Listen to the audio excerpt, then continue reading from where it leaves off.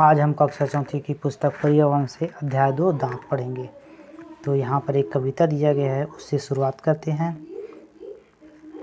कल मैं गणपत से बोली आँख मींज और मुँह खोल, उसने सोचा मन ही मन लड्डू आता मुँह में गोल।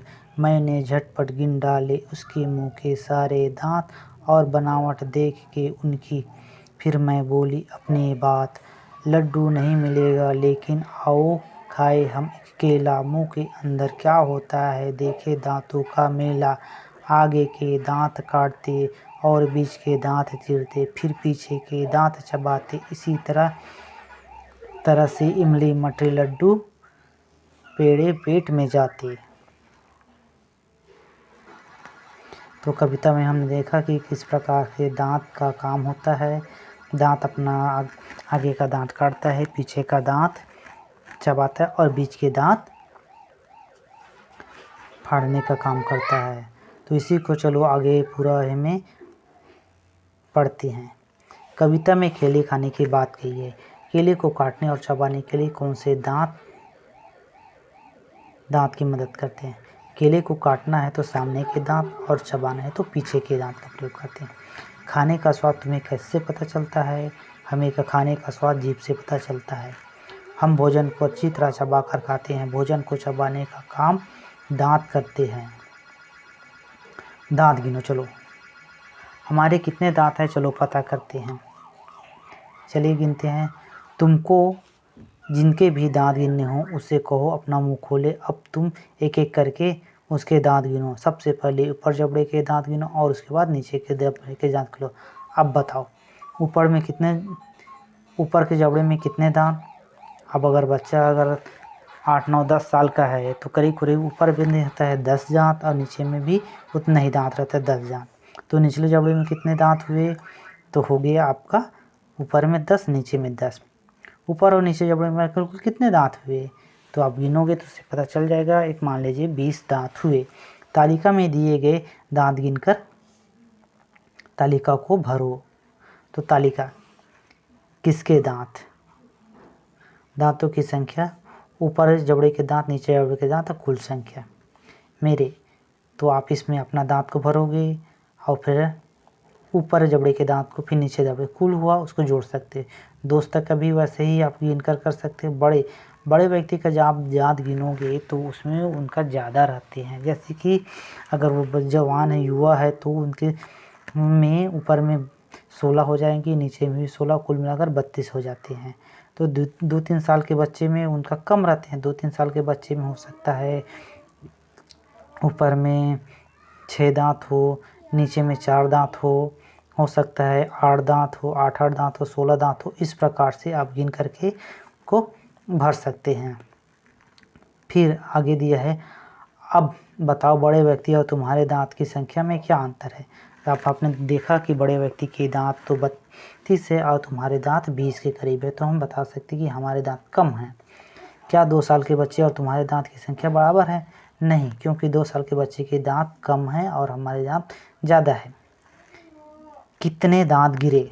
बच्चे के जन्म के बाद आने वाले दांत को दूध के दांत या स्थायी दांत कहते हैं। ये दांत आमतौर पर 12 से 13 वर्ष में गिर जाते हैं। इन दांतों को गिरने के बाद इनके स्थान पर नए दांत आते हैं, इन्हें स्थायी दांत कहते हैं। आप लोग सभी देखते जानते हैं बच्चे की आपको 6-7 साल के बाद दांत गिरना चालू हो जाते हैं और ये 12-13 साल में जितने आपका दूध के दांत रहते हैं जो वो आपका आय रहता है वो झड़ जाते हैं। क्या तुम्हारे दांत गिरे हैं। तो बच्चे का लगभग 7-8 साल 9 साल में दांत गिरना चालू हो जाते हैं। अब क्या तुम्हारे कितने दांत गिर चुके हैं। तो उम्र के हिसाब से होते हैं। आज चौथी क्लास के बच्चे का करीब 5-6 दांत गिर चुके रहते हैं।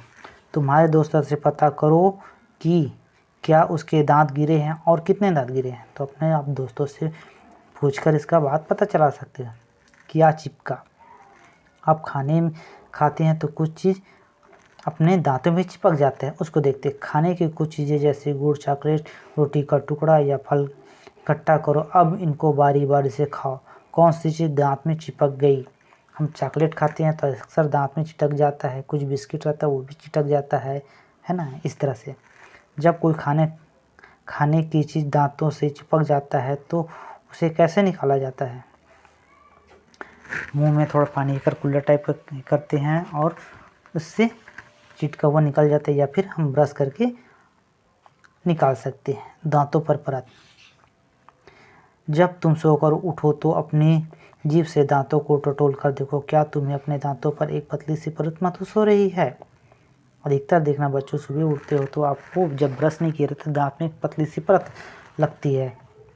उसके बाद अगर आप ब्रश करते हो, देखो दांत साफ करने के बाद फिर से अपनी जीभ से टटोल कर महसूस करो कि वह परत हटी कि नहीं। आप देखोगे कि थोड़ा ऊपर परत हट जा रहता है। फिर यह तुम अपने दांतों की सफाई कैसे करते हो? हम अपने दांतों की सफाई मंजन ब्रश करके करते हैं। इसमें लिख सकते हो, 2-3 पॉइंट दिया गया है। खाना खाने, चॉकलेट खाने या मिठाई खाने के बाद पानी से कुल्ला करने के क्यों कहा जाता है? क्योंकि हम जब भी इस तरह से चीज़ खाते हैं तो चॉकलेट हो गया या फिर मिठाई हो गया तो वो चीज़ें हमारे दांतों में चिटक जाता है, जिससे बाद में बैक्टीरिया कीटाणु होता है। उससे अच्छा कि हम ब्रश से वगैरह से साफ कर लें। बोल कर देखो, नीचे कुछ शब्द लिखे नहीं हैं, इनको बोलो। चलो,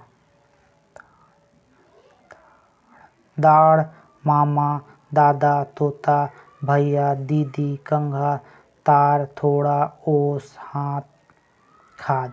कौन सा शब्द बोलने पर जीभ दांतों को छूता है? देखो, आप जब बोलते हो जैसे कि दादा, दा, तो इसमें ऊपर वाला दांत आ रहा है ना।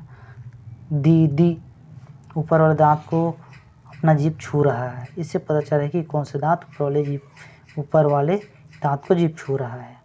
अब इन शब्दों को दांत से जीभ को छुए बिना बोलने की कोशिश करो। जो शब्द बोलते बने उन पर गोला लगाओ। तो कुछ शब्द है ऐसे हम लगा सकते हैं। हाथ में हमारा ऊपर वाला दांत को जीभ नहीं छूता है ना। और ओस में भी नहीं लगता। इस प्रकार शब्द है। ऐसे शब्द ढूंढो, इनको बोलने पर दांत का उपयोग होता है। तो आप बहुत सारे शब्द है जिसमें यहाँ पर आपका उपयोग कर सकते हैं। इसी में जैसे तोता हो गया है ना, तो आप इसी प्रकार से शब्द उपयोग कर सकते हो। करके देखो, बिना दांतों को काम में लाए रोटी खाकर दिखाओ।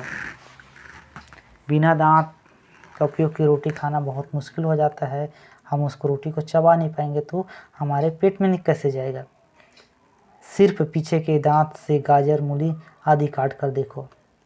गाजर, मूली को पहले तो यहाँ पर सामने के दांत में काटना पड़ता है, तो पीछे के दांत में काटने में मुश्किल होगा, इसलिए सामने का दांत भी आवश्यक है। क्या इन कामों को अलग अलग दांतों का उपयोग होता है? हाँ, बिल्कुल होता है।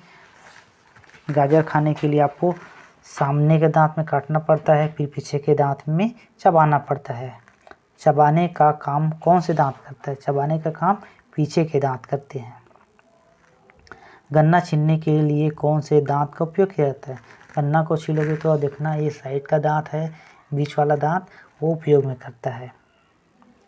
फिर है आगे मौखिक प्रश्न। हमने क्या सीखा? तो अब इसमें मौखिक प्रश्न है। बचपन में गिरने वाले दांत को क्या कहा जाता है? बचपन में गिरने वाले दांत को अस्थाई दांत या दूध के दांत कहते हैं। अस्थाई दांत प्राय किस उम्र तक गिर जाते हैं? अस्थाई दांत प्राय 12-13 वर्ष की उम्र में गिर जाते हैं। लिखित प्रश्न है, कितनी उम्र तक स्थायी दांत आना शुरू हो जाता है? कितनी उम्र में आना शुरू हो जाता है? जैसे कि आपका 6-7 साल में दांत झड़ गिरता है, उसके बाद उसी समय से ही आपका दांत आना चालू हो जाता है, यानी कि आप 7-8 साल में दांत आना शुरू हो जाता है। लिख सकते हो। त था के उच्चारण में जीभ मुंह के किस भाग को छूता है? त था के उच्चारण में जीभ दांत के ऊपरी भाग को छूता है। दांत खराब क्यों होने लगते हैं? दांतों की सफाई नहीं होने के कारण दांत खराब होने लगते। फिर चौथा है, बड़े व्यक्ति के कुल कितने दांत होते हैं? बड़े व्यक्ति के 32 दांत होते हैं। दांत के प्रकार के नाम लिखो। दांत 3 प्रकार के होते हैं, एक सामने काटने वाला, दूसरा चीरने वाला और तीसरा है आपका चबाने वाला। अब है आगे दिया गया है खोजो आसपास। किसी बुजुर्ग व्यक्ति के नकली दांत को देखो और उनका चित्र बनाओ। आप दांत, कई लोग का रहता है इसमें दांत नहीं रहता, उन लोग पूरा दांत सेट लगा रहते हैं, उनको अगर निकालते हैं तो उनको देखकर चित्र बनाने को बोल रहा है। आप बना सकते हो या फिर आप पुस्तक में देखकर या कॉपी में देखकर ही बना सकते हो। किसी बुजुर्ग व्यक्ति के दांत गिर जाए तो बोलने में क्या अंतर आता है, यह भी पता करो कि क्या दांतों के गिरने से चेहरे की बनावट में अंतर आता है। हाँ, हम देखते हैं कि जब दांत नहीं रहते तो उनके बोलने में थोड़ा से तोतलाहट टाइप के आ जाता है, या फिर उतना अच्छे शब्दों की स्पष्ट नहीं बोल पाता है, चेहरा थोड़ा मुरझाया सा हो जाता है, झुर्रियाँ आ जाते हैं, इस टाइप का आता है। नीचे जीभ की सहायता से, ओंठों की सहायता से बोले जाने वाले शब्द दिए गए हैं, उन्हें मिलान करो। ओंठ की सहायता से और जीभ की सहायता से। ओंठ, ये अपना ओंठ की सहायता से है ना, प, भ, र, ब, ल, ख, स, ट, न, स, फ। प किस में हो रहा है? ओंठ की सहायता से है। भा भी ओंठ की सहायता से हो रहा है। र जीभ की सहायता से हो रहा है। ब पहले ओंठ का उपयोग हो रहा है। ल जीभ की सहायता से हो रहा है। इस तरह से आप स्वयं करके देखोगे तो आपको ये बात पता चलेगा। इस तरह से हमारा ये अध्याय समाप्त हुआ।